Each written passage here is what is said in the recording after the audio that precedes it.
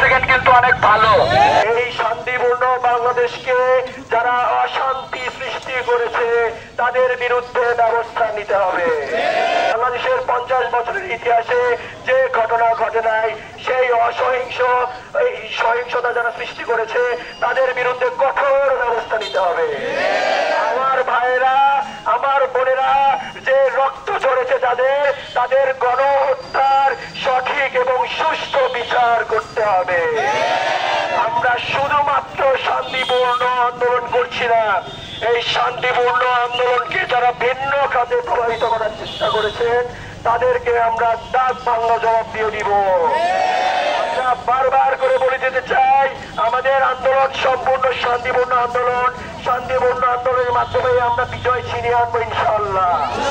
কিন্তু যদি সেই শান্তিপূর্ণ আন্দোলনকে, শান্তিপূর্ণ কর্মসূচিকে কারাও যদি অশান্তি সৃষ্টি করার চেষ্টা করেন, বারবার বলছি, যদি কেউ অশান্তি সৃষ্টি করার চেষ্টা করেন আমরা কিন্তু সমুচিত জবাব দেবো ইনশাআল্লাহ।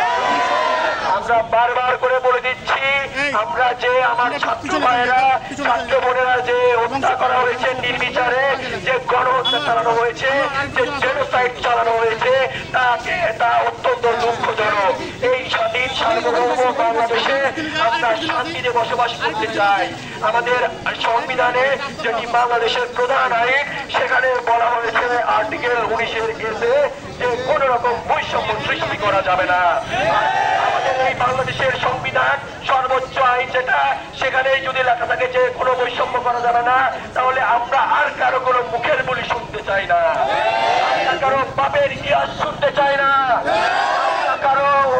আমরা কারো দুঃখের ইতিহাস শুনতে চাই না। আমরা সম্পূর্ণ শান্তিতে এই দেশে বৈষম্যবিহীন ভাবে বেঁচে থাকতে চাই। দেশের সকল নাগরিকের সমান অধিকার রয়েছে সঠিকভাবে বেঁচে থাকার, শান্তিতে বেঁচে থাকার, শান্তিতে রাতে ঘুমানোর।